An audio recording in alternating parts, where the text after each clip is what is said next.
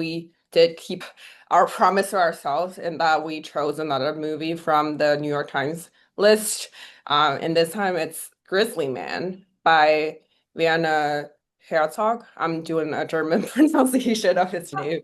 Um, I think this film, I think if people come into it spoiled, it's gonna be a different experience watching it. And that's my case because I sort of knew what was gonna happen, like the big thing that was looming. But do you want to give a brief summary to people? Yeah, I guess for people like already watching this, they've already watched a movie because we're going to do a analysis of it, right? So basically it's about this person called Timothy Treadwell. Treadwell, and it's a tragic documentary of him spending 13 of his summers in the Alaskan wilderness, and his key motivation and passion of his life was to look after Quotation marks heavy. brown grizzly bears in the Alaskan wilderness in the protected area. And he said he would film them, study them, and take care of them. And this happened for 13 consecutive summers, until the last summer he and his girlfriend Amy were attacked and eaten by a wild grizzly bear. Hmm. And that's basically the Hmm. story. Hmm. But there's many more layers to be peeled back of this very complex character, Timothy Treadwell, his motivations for what he did, why he did this for so long. It was sad, tragic. It was also very inspiring in terms of his idealism. But overall, I had to say, fascinated by his psychology. Hmm. And that's why I read a lot into after watching the documentary. But Dude, overall, same, like, same.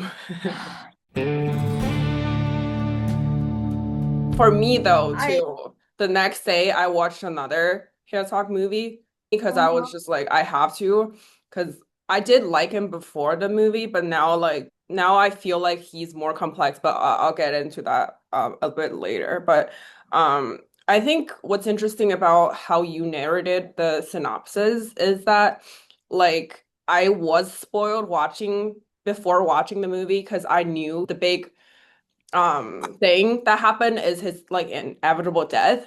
So I thought that was gonna be like revealed at the very end, right? Like kind of like a chronological, like linear narrative kind of thing. But I was so blindsided because death was immediately brought up. Like the first clip. was him just like talking on screen, and then like 3, 4 seconds later, you see this like fade in of his name with the years that he was alive for. And I was like, damn, they were, I wouldn't say spoiling because I think in a way, this technique of revealing the big end in the very beginning is more effective for what her Herzog is trying to achieve. That's the tone of the whole Hmm. documentary. For sure, for sure. But I like to share my feelings about watching this first Yeah, of yeah, yeah, all. for Like, sure. For sure. I did I I wouldn't say I didn't like the documentary, but to me it was like weird, strange, and I just like it didn't click with me in some ways. And especially like Timothy as a person. I know this is very disrespectful to say because he's already passed. But I just want to comment that when I was watching this documentary, when I made it to the middle, I got like so disturbed by some like the way he was talking and the way he was acting Same. that I had to stop in the middle and then resume the documentary on another day to finish it. Um, Before I even went and read or listened to any other like professionals, like psychiatrists and like PhDs talking about this, I already kind of had my own take of his psychology, which we can discuss later. But to Hmm. me, like overall, it was just like I think it resonates with a lot of people as well, just like scrolling through Reddit. Like it was an unsettling film, and to some degree, Timothy's actions, like you could tell that he was mentally disturbed and he was struggling with mental health issues. For sure. It's For pretty sure. for sure. Yeah. It's fascinating to hear that perspective. Because for me, like I was also disturbed by him, but it's less so because of the psychology, but more so because of how much of a performer he was. And that's why it Mm. makes this film so meta to me. So it's so interesting to hear like a psychology graduate's perspective versus like a film perspective, like for me, it's more so like the performance aspect is what's so unsettling and creepy for me. So It like was creepy for you? it Like was in what way? like because initially I didn't know that he was like creating a persona that was revealed kind of Oh, halfway into the movie, right? Because I yeah, thought yeah, yeah. initially that he was just the way he was. Because the earlier footage was more natural sounding. It was more like this guy is really into nature. He's kind of felt that way, but later on it's, oh my God, I can't believe how alone I am. And then Herzog's like, he's not alone. That was part of his persona he created.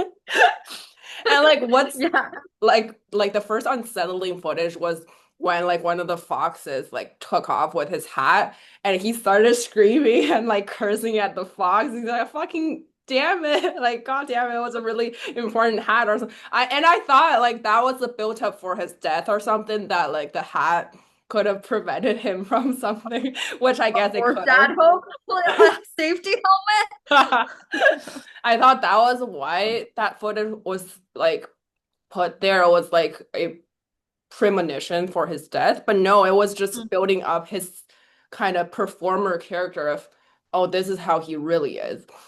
And also in one of the footage, like of him talking to Amy, oh, you can't be here because I was supposed to be alone. You can hear his actual voice. And I was so Yeah. creeped out. I was like, damn, you have another voice for this whole thing. And you filmed yourself for 13 years using this fake ass voice and like this fake ass loner persona. Um, so like I was just freaked out by the performing aspect. Also, he was a creator as well. So I feel like that layer is also interesting. It's kind of the creator of Werner Herzog like piecing together the works of another creator. And that's something I was drawn to watching it. And that's what I like I took note of like a tentative title for our like video could be from creator to creator on Grizzly Man. That was like something but I knew you have probably another perspective on the film. So I do want to hear your thoughts on the psychosis or like the psychology aspect of this man. I have I've like thanks for like talking about that in detail. Like that's interesting to me as well. Like I was wondering when I was watching it, I was like, I'm this to me is like pure psychology. I wonder what V is thinking about this film. That's what I was thinking. I was like, she must have another interesting take because this is an interesting documentary. It's a weird format. And I also want to talk about like the people that Herzog Yeah. interviewed later. They're, Let us. yeah, they creep me out too. But um, that's so funny. I just want to state here that like when we're discussing like both of us, we share our emotions, we exchange our thoughts, but this is a serious documentary and we by no means want to disrespect the deceased. We're just like analyzing what's being presented to us through the media of this film. Yes. Yeah, like Yeah. yes, it is a serious topic. It is a tragedy, but I'm sorry if we laugh too hard. No, I was laughing at Tiana's expressions. I wasn't laughing at this man's demise, so that wasn't what I was doing. But I yeah. yeah.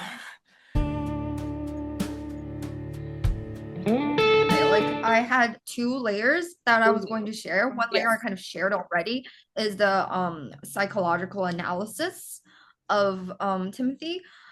Another aspect of it is purely like my own kind of analysis, also like kind of like psychological, I guess, to some degree, Hmm. but just reflecting on myself as well through the process watching this film and watching Timothy doing Hmm. his thing with the bear. Um, like I'm sure you remember in high school, I established ASAP Animal Protection Club. Yeah. Um, so to me, like I love animals. Animal protection to me has always been a thing that I want to be more active about and want to be passionate about. But like just watching Timothy, he anthropomorphizes the Mm, animals mm, a lot. And mm-hmm, he's just basically like, I guess like the thing that I'm trying to say here is that the film on one big layer made me furious, is what I'm mm. trying to say. But Which where this layer? curiosity, this anger, it stems from the feeling that I have a sense that he is so disrespectful to these animals that he claims to love and want to protect. Because to me, true respect of animals and true respect of another human being, and in all due respect, is to, like, treat them for who they are, right? Mm-hmm, No matter if you're an animal or a man or whatever creature you are. But he goes in and he anthropomorphizes all of the animals. He gives them personalities. He blatantly ignores their wild instincts and some of their behavior. And throughout the whole film, he keeps emphasizing that he's studying them, he's educating people about them.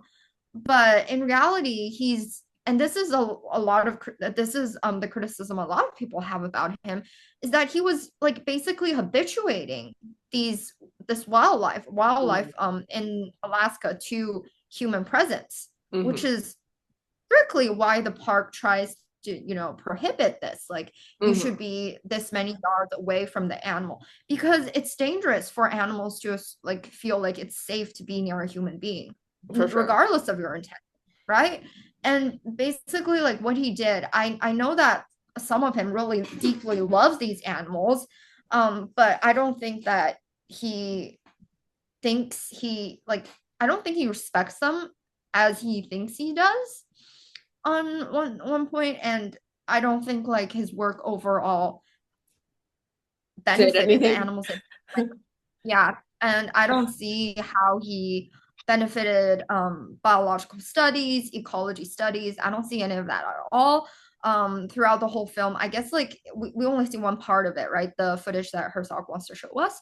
But I don't really see like any understanding or any showcasing of true naturalistic animal behavior. And I don't think I really walked away gaining any knowledge watching his footage than what I already knew about raw Mm-hmm, grizzly bear. mm-hmm, So it made me angry to think that, um, to be an activist, you would treat animals in this way. And for your own selfish reasons, they were selfish. Um, to me, like watching it halfway, I felt like he was just projecting himself onto these animals, projecting his own intentions and his own emotions onto the animals because he couldn't do any of that and couldn't establish deep, meaningful connections with humans in a human society. mm. Yeah. That's what it was. The way he Mhm. talked about them, the way he talked to them, it made me angry. Yeah. And also creepy to me when he touched one of the female bears' shit. And then Oh, he's like, everything you make is beautiful. I love you. it's perfect. And Per- That's perfect. yeah, what you said was the exact words, I think. Because like after this, I watched just noting on that note, like I watched a podcast On on this like the man. psychological analysis of Uh-huh. Timothy. Uh-huh. I watched two actually. One of them is from we can post the links, I guess, in the book. Description. Yeah, Yeah. yeah. By one by Dr. Todd Grand, which was shorter, and another one by Dr. Andrew Vandervaart. And they explore this very much in depth. And one of the aspects that Dr. Vandervaart touches on is the poop thing. Mm. And it's like psychosexually, this is like regression to a state where it's the utmost Anal. deepest regression. It's Is it not the even anal anymore. Like anal okay. isn't the deepest regression. Like the first one is one of the first ones is oral, right? Yeah. Um, but then there's another one before that, which I've never really thought of. It's to be inside the womb. It's to be Mm. inside of the mother. Gotcha, And gotcha, to gotcha. him, because like these bears are so sacred, he mentions repeatedly kind of like, this is perfect, this is, it came from her. And yeah, like it was an interesting analysis, like going back to how he might have regressed and what were the signs that he truly showed regression, not only psychosocially but also psychosexually. Mm, Yeah. that's interesting. What other things did you really liked about from the podcast that you listened to? A Can you lot of recall? things, and it Okay. made me feel good about myself because I was like, okay, that's exactly what I was thinking. And like that's what they think as well, and they're more professional as me because they like they have PhDs and stuff. Hmm. But it was like I was like, okay, so it's not just me thinking that he has mental health issues. It's really, I wouldn't say proven, but it's like some sort of validated by other people and professionals as well. Hmm. Do you And I've read want me on to like it's I've read on Wikipedia more into his biography and stuff, and Mhm. like he claimed to even be like an orphan in college, right? Like I don't know if you've read. Okay, you have. Yeah, It's yeah, yeah, yeah. It was part of the documentary too. that they didn't clarify which stage of his life he did in the documentary, but Oh, like I understand like taking on an alias, like that's what performers do, but he didn't know he was going to be a performer back then, right? So like even really early in his life he wanted to escape from himself, so he like took on this hmm. like other persona and like changed his name and like accent and his He background tried to story and change it and everything. failed. Yeah. Yeah, and I feel like if more of that was emphasized in the film, then it would definitely like skew the audience to like more disturbed by him, being like this person is not right, like more aware of his mental issues. But um I think the way Herzog presented it like definitely left for more room for people to like freely have more or like diverse opinions on this man. Um which I think I am with him because at the very Mm. end, Herzog was like, I think the value of watching this tells me that it's kind of like a mirror, right? Like you see what you want to see and you Yeah. conclude what you want to conclude. And for him, that's the most valuable lesson. And like even in the middle of our discussion, I realized that as well. Like we see this as a mirror of our own studies, like seeing Yeah. what we've known and like kind of validating or learning more about what we want to know about. And that's really beautiful, I think. That It's is definitely beautiful. controversial figure, but we see different facets of this man. And I think that's really fascinating and kind of validating what Herzog has claimed at the end of the movie. I cited it. Let me just read it real quick. Yeah, go ahead. That is not so much a look into wild nature as it is an insight into ourselves, our nature. And that for me, beyond his mission, gives meaning to his life and to his death. Yeah. It just encapsulated this movie and like caps it off really nicely, I think. Going back to what I said earlier, making Yeah. death a topic very early on, I was so ready for any moment the 6 minute like voice clip to be like released into the movie and for me to hear. Herzog himself listened to it and we heard the really creepy coroner like reanimate. Just a quick pause here Uh-huh. to talk about like what tape V is talking about Yeah. for people that haven't seen the movie in full. It's the tape that was recorded during the bear attack, the fatal one that led to Timothy and Amy's death. Mhm. But they did not have the film, the what's The camera the lens cap was on, so it was an yeah. audio recording. We didn't know Mhm. why it was on. Maybe he wanted to record before and then like didn't take the cap off. That was like Herzog and some other people's like hypothesis anyways, but the the coroner figure is a person who was like present throughout the movie and he gave a very, very creepy retell of the audio. And that part really, really, really made me uncomfortable. Um, True, especially with the camera zooming in on his face. And it and was just like like doing like this kind of thing. Like it was yeah, kind of looming over him and kind of shaking too. And then after his retell, the camera stayed on his face for like 5 extra seconds, and the coroner just looked into the distance, perhaps at Werner Herzog, and he just looked dead on the inside. And it was legit harrowing to me. It was so haunting. I couldn't look the coroner in the eyes when he was like talking. It was that kind of scary. Like watching him too, I was like, who? Do something like that. Say No, no, something no, like will that. become a coroner as a profession. I was like not me. Like I don't understand. I mean, it's a necessity in society for coroners to exist, but like who are coroners made, or like are they just natural? Like did they No. come into this world, or is it more like training and then like okay, now I can finally do it? Like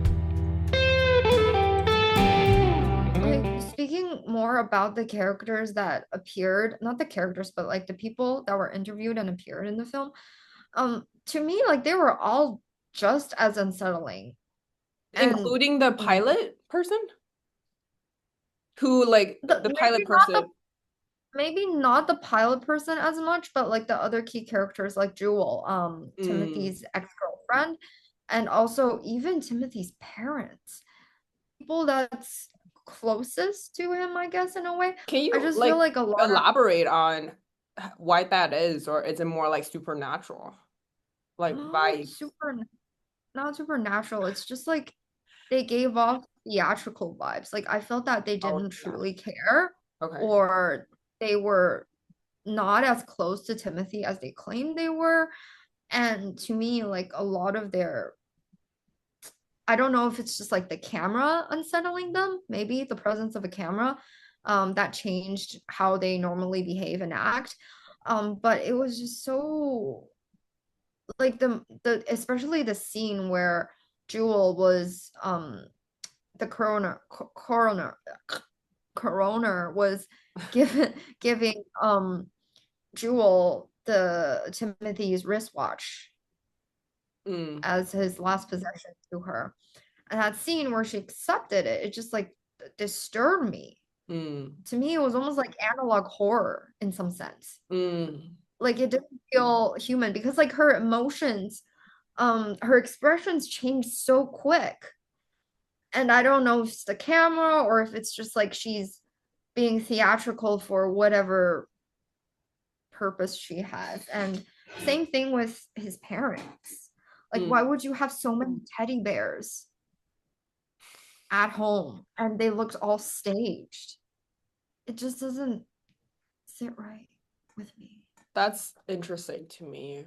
Um, what is reality in a way, right? Like I feel like even like in documentaries, fabrications and like theatrical Nate like moments happen, and staging, theatrical staging does happen. So seeing all these stage moments do make you question what reality is. And Timothy himself is a person who I think his reality is probably different from like most other people's realities, especially us watching the same footage. We wouldn't think of him as the protector.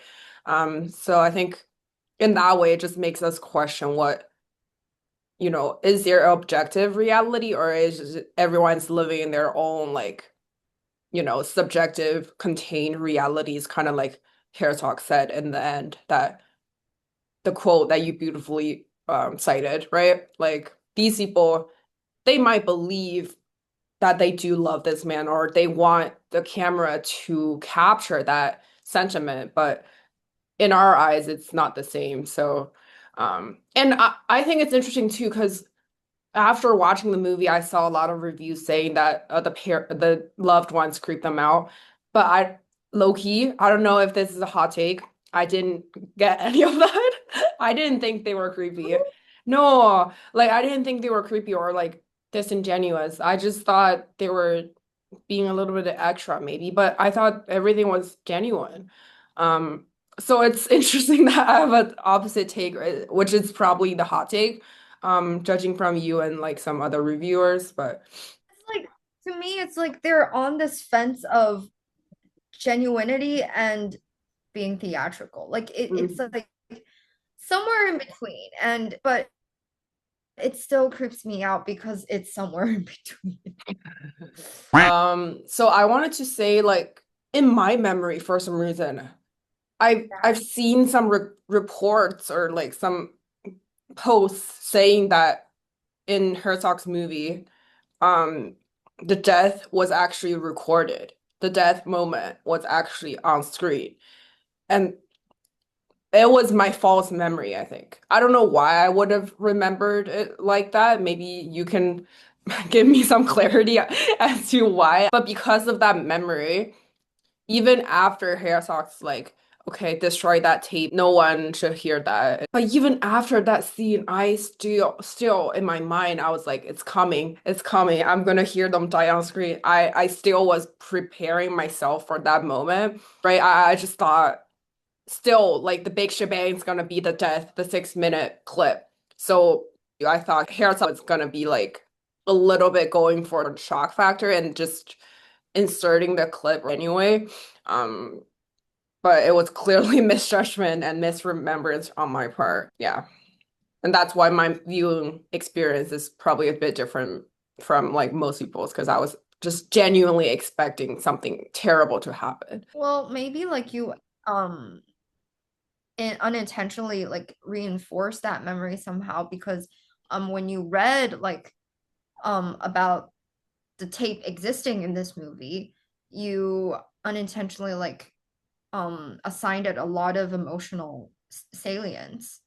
And that caused you to like unintentionally and unconsciously like reinforce that and reconsolidate that feeling and that memory again and again to the point where, you know, like false memories are common for everyone, to the point where it got kind of muddled and became like this strong memory of there's going to be a horrible emotional thing in this movie. It might be like some sort of like overgeneralization even, like you generalize this like little piece of information into something bigger. You remembered the recording as something as the footage and something that will be showed in the movie instead of just like they mentioned this in the movie because this idea of having the tape at all was so emotionally salient to you. It had high emotional Mhm. valence. Maybe that's my best explanation, if that I makes think sense. that's a valid tape. I remember something like that like exists, but I just didn't know in which way it's gonna showcase on screen. And also like after watching the movie, I went on Reddit and like Twitter and there are Mhm. like alleged footage circulating on the internet regarding the 6 minute. I never clicked on any of those because I just cannot. Like I cannot. But still, like people Don't do. no, I won't. It's just like the fact that there are irresponsible people looking for clicks and like they do this sort of thing and getting people's attention and stuff. So it's kind of amazing in a derogatory way how people will capitalize on a person's last moment like that No, on the internet, right? very disrespectful. So Mm. disrespectful. Do you think like Herzog handled a person's death in a respectful and dignified way? I think overall he did. But because to me, like we're just seeing ourselves. This documentary, like I said, it's a mirror. We're seeing ourselves in it.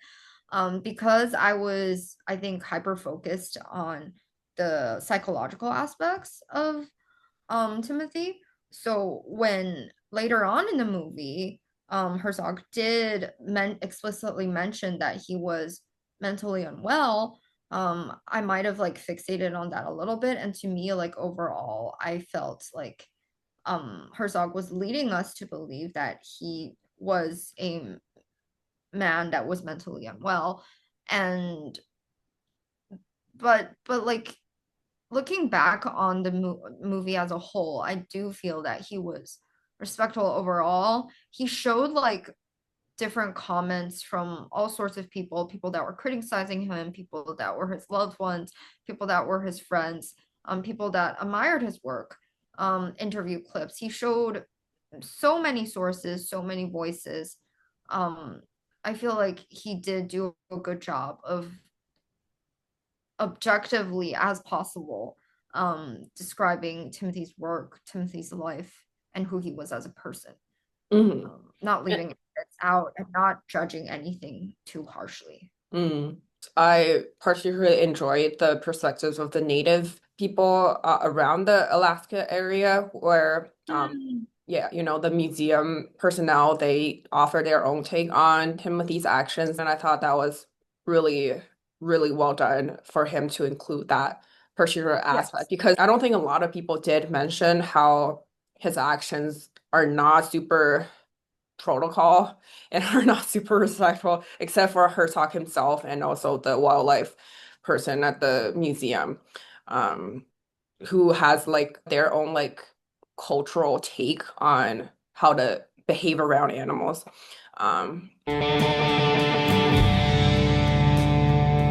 I took notes, so I'm trying to Oh my find what God. because that was so fascinating. Also, like I think the order in which he presents everything, like which person is followed by which other interviewee, that kind of thing. I also took note on.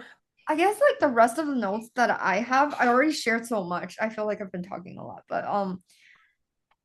oh, two other points, I guess. Um actually a lot of other points, but Yeah, go ahead, go ahead. but like this documentary in general reminds me of a book I read earlier in the year called Into the Wild. I'm not sure if I talked to you about it, but it's about this. It's also like nonfiction. It talks about this person called Christopher McCandless. He also his own chosen name is Alexander Supertramp, and he also passed away in the Alaskan wilderness because he was chasing something sort of religious and spiritual to himself. Mm, He wanted to be in the wild. He didn't want to be in a structured society. He felt that he shouldn't be like 不为外物所累, kind of okay. like he didn't want to be bound by like other things in the world, like money, like superficial things, the society, the structure, the bureaucracy. And he went on this like basically spiritual journey, traveling all around the states, just like by himself, driving on foot, by canoe, and just like doing some odd jobs here and there, making some enough money to go by, and then hitchhiking and going off for another place again into the wilderness.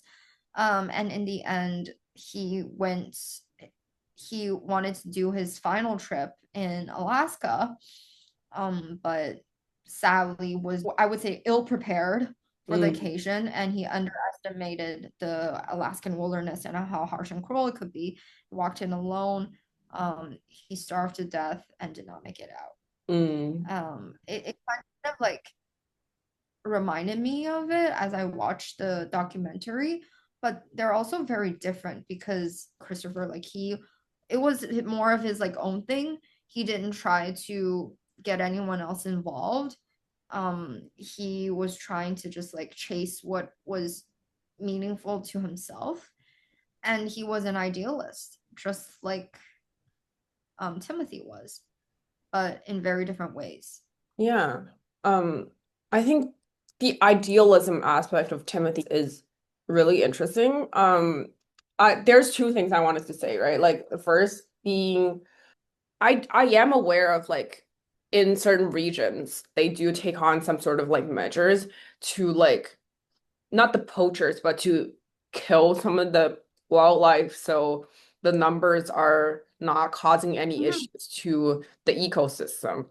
Do you have a take on that profession or like governments like assigning people to do that kind of job? Like, do you think it's a necessity? I don't know enough about like the legislations and the cause of doing this. I did not take enough ecology courses, but to me, I don't think it's a necessity.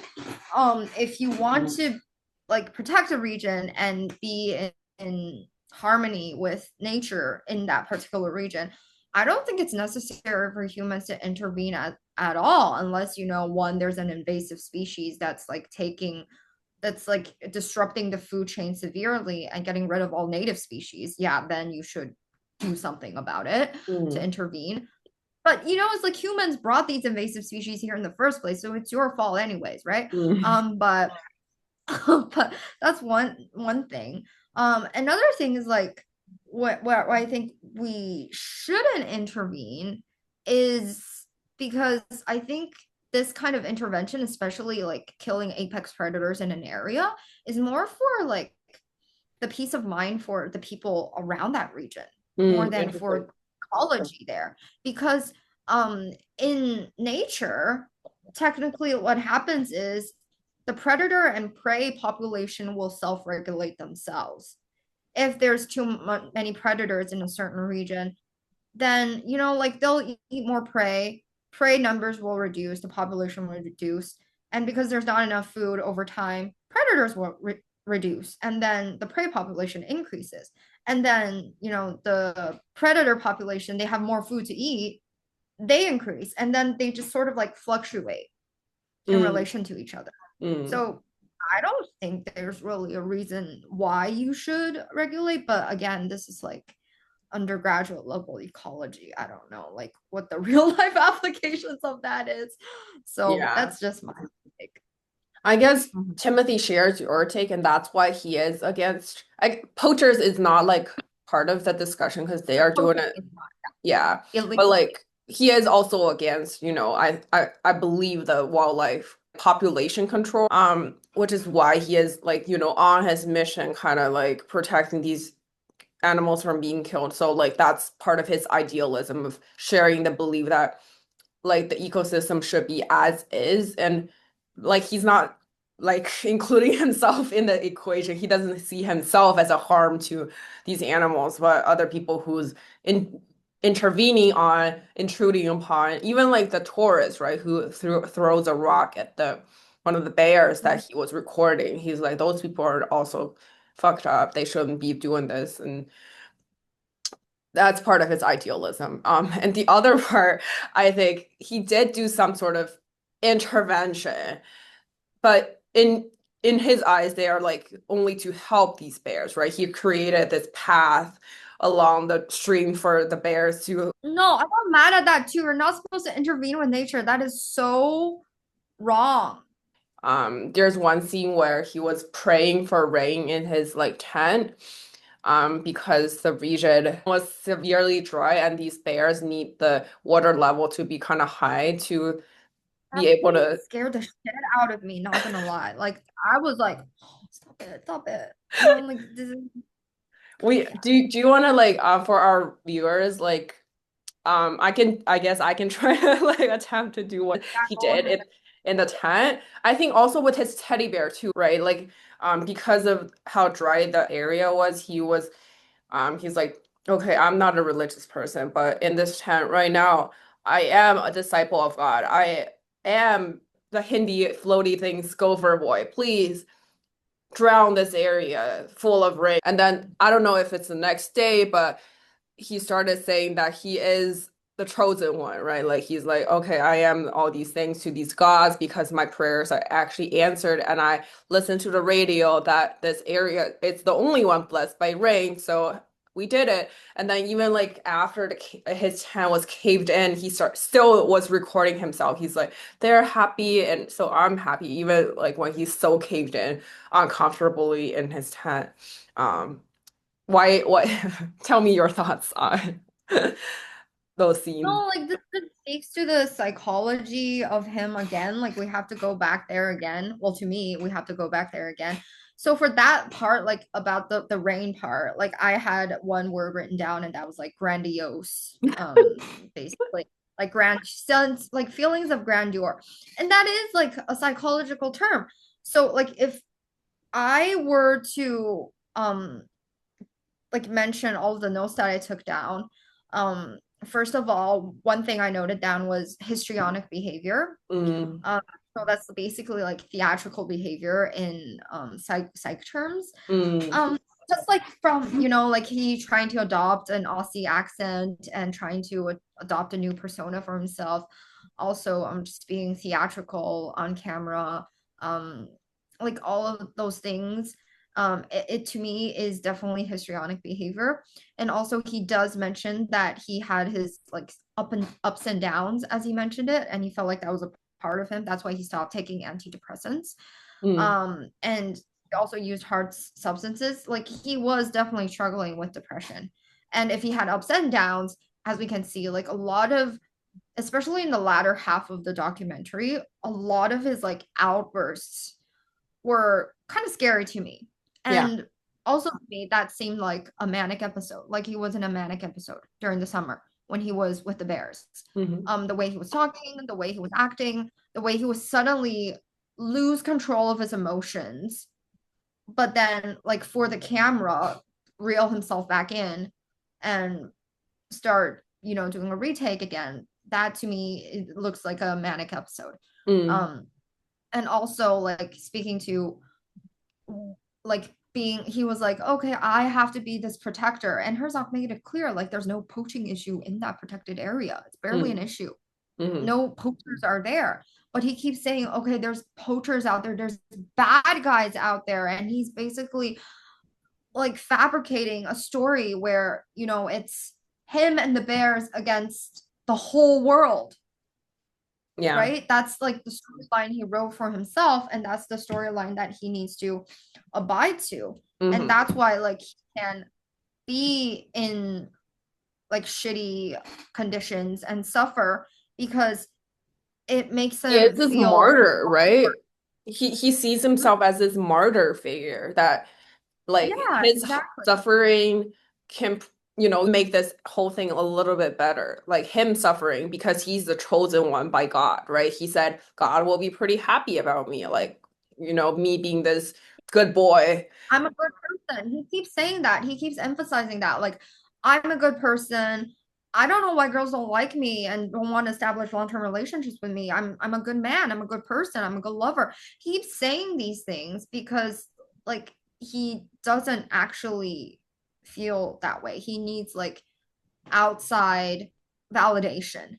And that's why he needs to like satisfy his ego, inflated ego, by creating the story and by like basically settling up this reward circuit of, okay, I protected the Bears and the Bears didn't kill me either this year because I am more powerful. He keeps saying that too. He's like, like these Bears, they're fierce, they're scary, but I'm this warrior figure. Like I have more power. I showed that I have more power. I stood my ground. That's why they're not gonna come and like harm me, because bears are powerful, but I am more powerful. Mm, That's what inflates his ego. That's what like satisfies his need to be validated and gives him like this sense of power hmm. And to that that point, he I think he really also, I think he also created his own like hierarchy in terms of, well, he said in a video, in terms of like Mhm. he was the only person who can survive under these conditions, can Yeah, yeah, survive yeah. without harming these bears. He like put himself up in a hierarchy that he himself created, like being able to survive Exactly. safely without like harming. I'm on the top, and other people can, therefore they're on the bottom. Um, because he can't fit in society's like hierarchies on a high level naturally. He had to create his own standards in which he is on top. To your point, yeah. Yeah. The podcast by Dr. Van der Vaart. He summarized it really well, and he really dived into the details of like dopamine reward circuits, and Mm, also like why he associated so much value in coming back year after year after year. hmm. Because like he basically transferred his addiction. He admitted that himself, right? Like his addiction to alcohol and substances Hmm. to something else entirely. um and that's like circuits reestablished there in the brain, at a chemical level. But also he went into Erickson's psychosocial development and regression there, and also Mm, talked about psychosexual regression in terms of Freud, mm, which were all very interesting and very more. I had a lot of detail, and he also like shows bits of the clip to use as like evidence for what he's talking about. So if anyone's interested in that, a more deeper dive into the psychology of Timothy Mhm. Treadwell, go check that out. Yeah. So I do want to like go on a bit about like the film aspect, the Yeah. artistic aspect of of this film.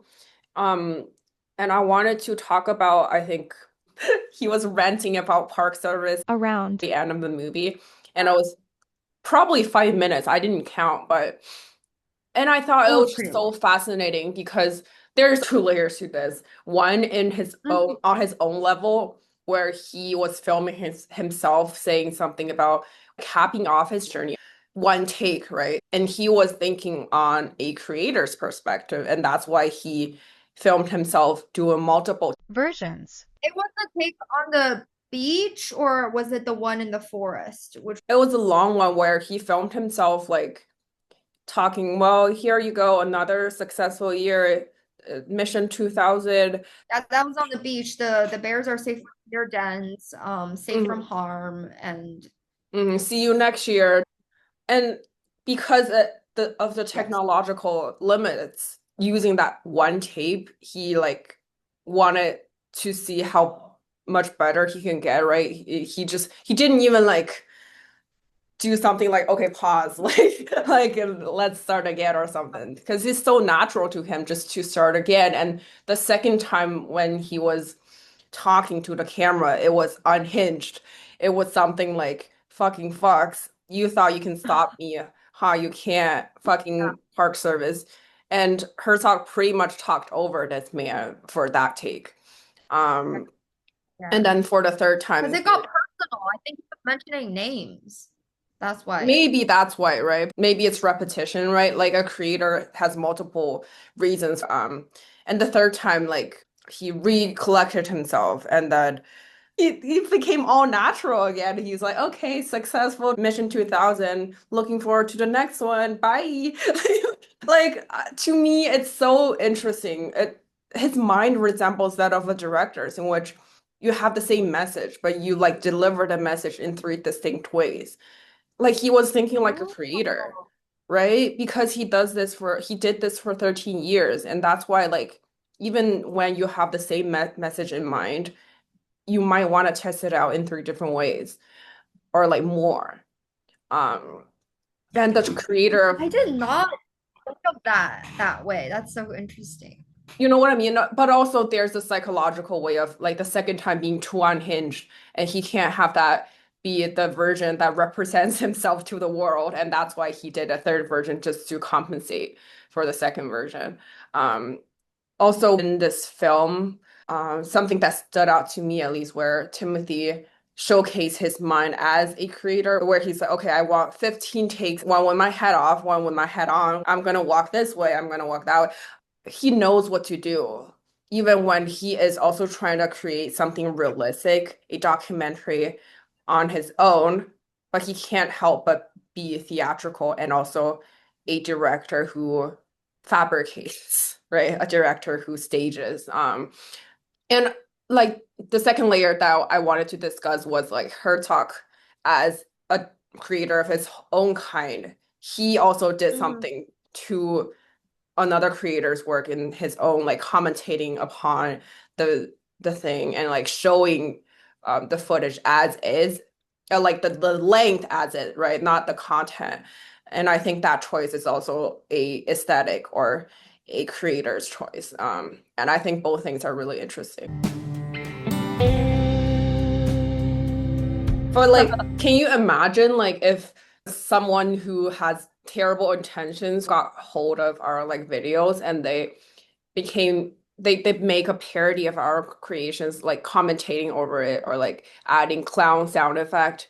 I think that's every creator's nightmare, right? Like, so I think you said that Herzog is respectful of Timothy Treadwell as a person and treating his death respectfully, but I feel like what he did is a creator's nightmare. Like, is Timothy Treadwell the creator's nightmare? Like twisting his message and revealing the unfabricated, the not super like polished version of him releasing that to the world and commentating on it and telling people that his solitude is actually fabricated, that his name is not his actual birth name, that all these things, I True. think it is a creator's nightmare. It is, yeah, it is Treadwell's nightmare.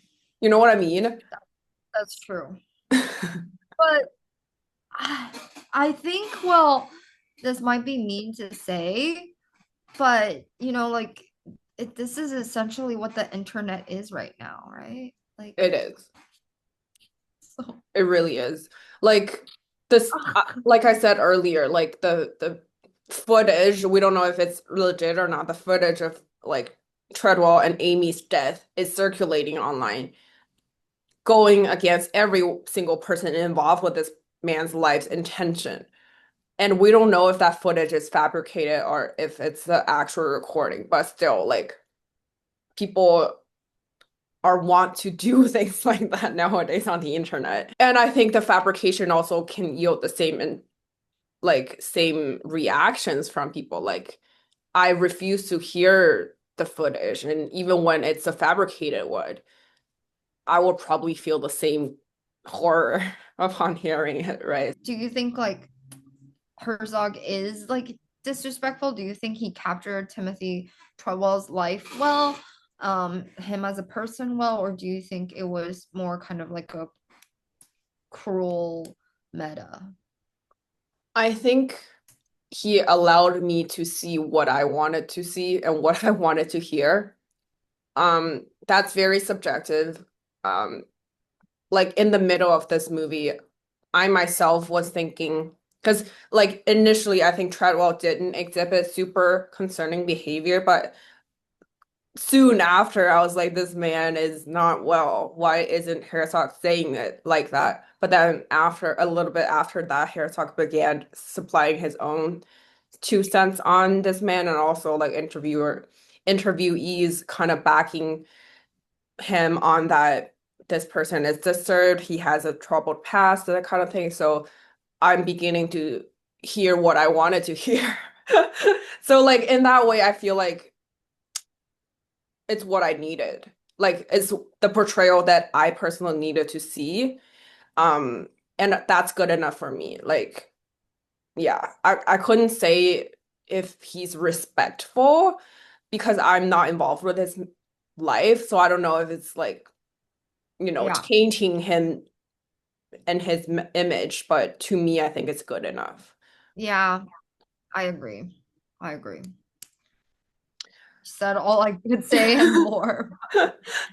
I think Herzog himself is kind of not well, to be honest. Like, like the fact that he heard the the audio recording on screen is already a sign of him being pretty disturbed and Do you not know built more like the about other.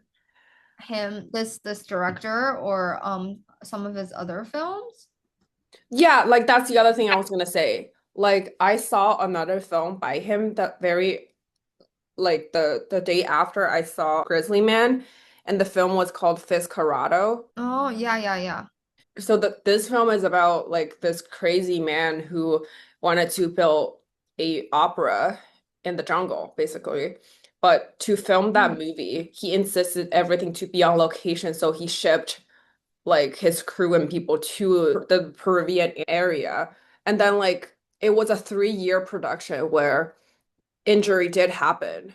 And like it was really troubled, like the whole set. And in the movie, like the character, the crazed man, he insisted that the whole crew pull a 300-pound ship up a mountain and then down the mountain. And they actually did it on location.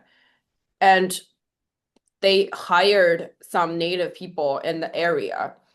And I think people were injured on set just to accomplish something for the film. Uh, It was insane. Like it was a 3-year production. And just to that's accomplish something on screen, just to see if he can get people to do this, people were sacrificed for it.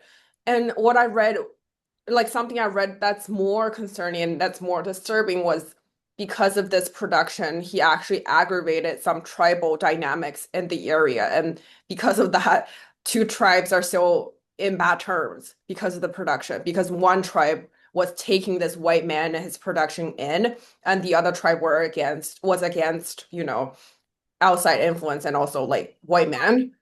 That's something I read. So yeah. I just Googled it, and it says Fitzcarraldo is considered one of the most difficult productions in the history of cinema. Yes.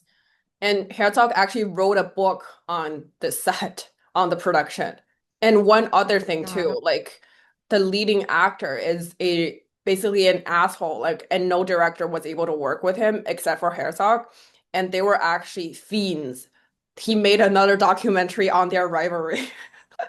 And like on the set of like Fitzcarraldo, like the leading actor, he was beefing with Herzog and he was treating the natives horribly. So at one point, the natives asked Herzog, like, should we kill this actor for you? They asked him straight up, and he said, oh, What? no, no, because I still want the movie to be made. And not because, oh, no, you shouldn't kill a person. It's because, no, I still want my movie. What? What? And what? He's also the director for the old Nosferatu movie. No, no, not the old one. Not the old one.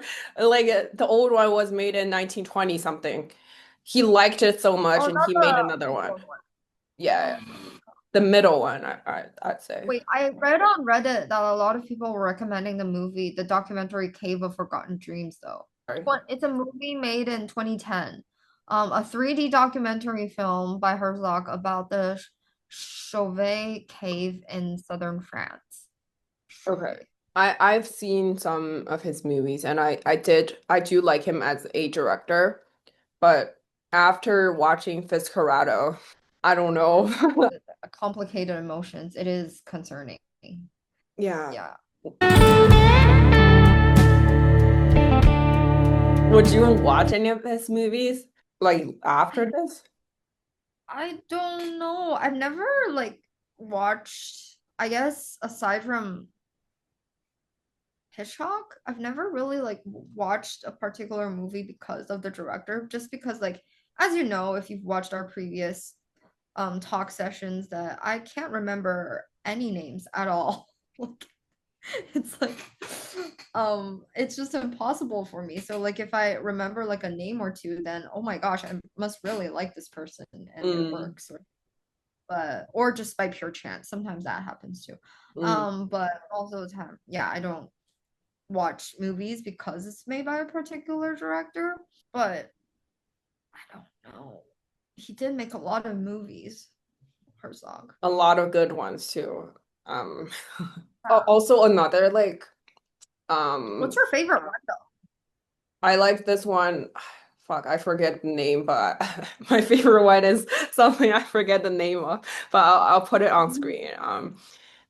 I think it discussed similar themes. But I was gonna say something about I wanted to hear your thoughts on like the relationship between a creator and their work. Like if you disapprove of the creator because of their politics, because of their ethics, because of their takes, like does that affect your opinion on their work? That's something I wanted to hear.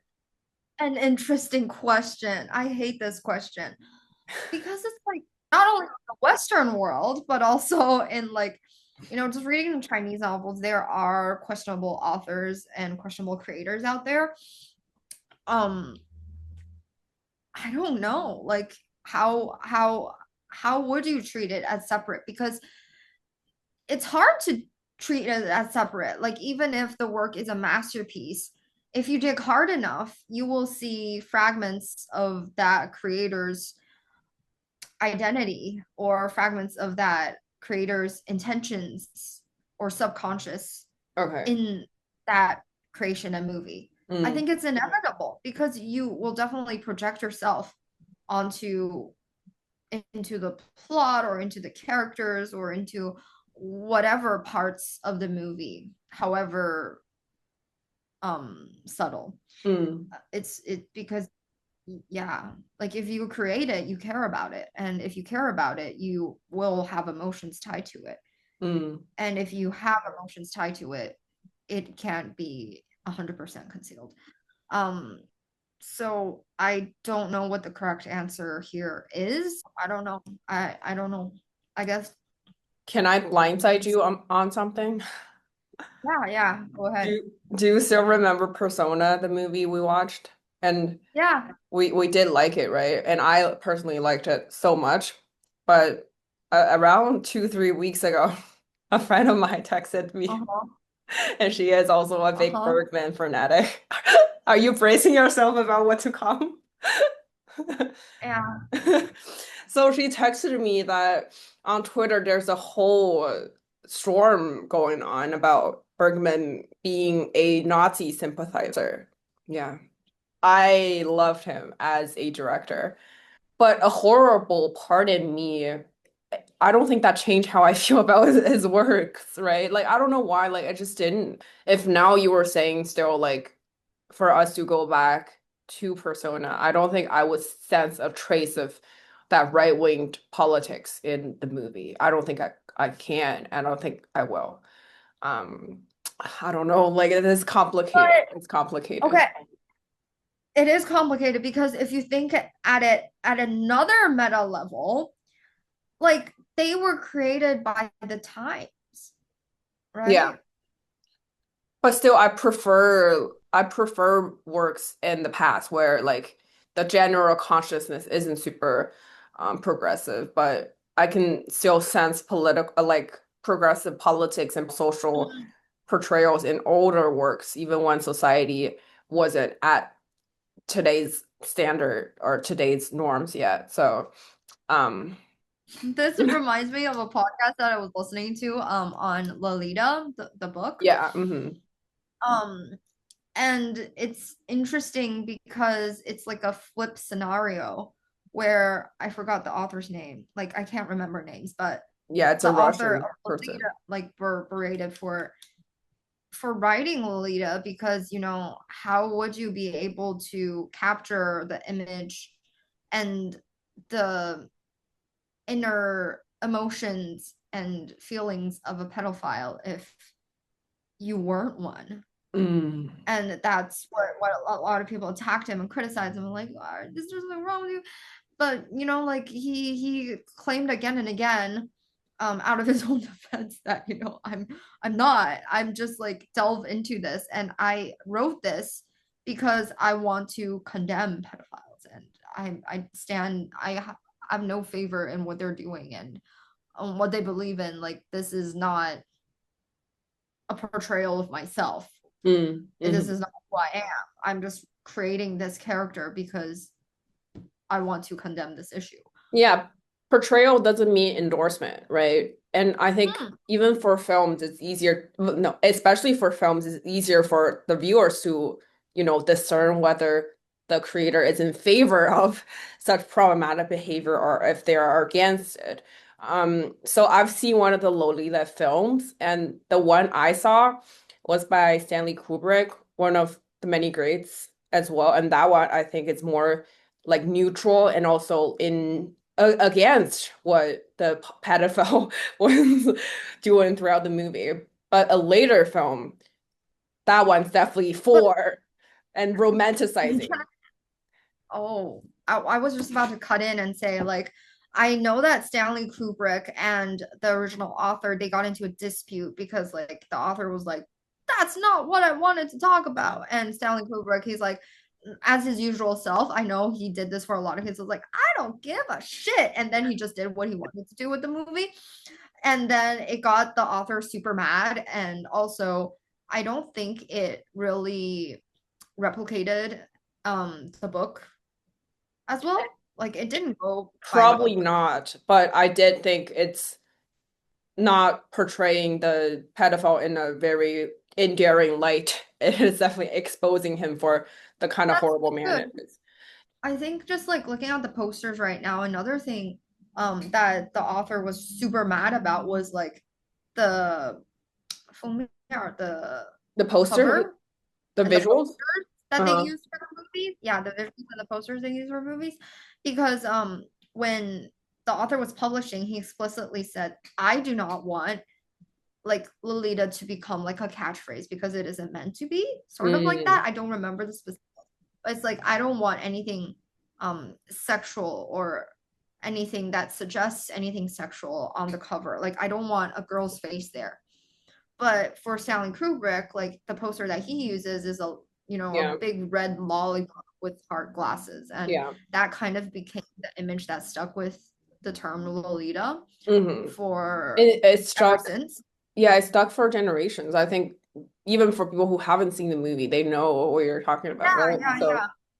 it becomes Exactly. a So quintessential it imagery for, enraged the author. Yeah, it yeah. enraged the author. I mean, yeah. Mhm. Might we say something about Stanley Kubrick being Herzog and him having a different take on on Treadwell, the original, and if Treadwell could, you know, somehow reassemble his body together, he would also be enraged by this movie, I think, because it's not his intentions to be seen like this, right? The part of him that he wanted to hide.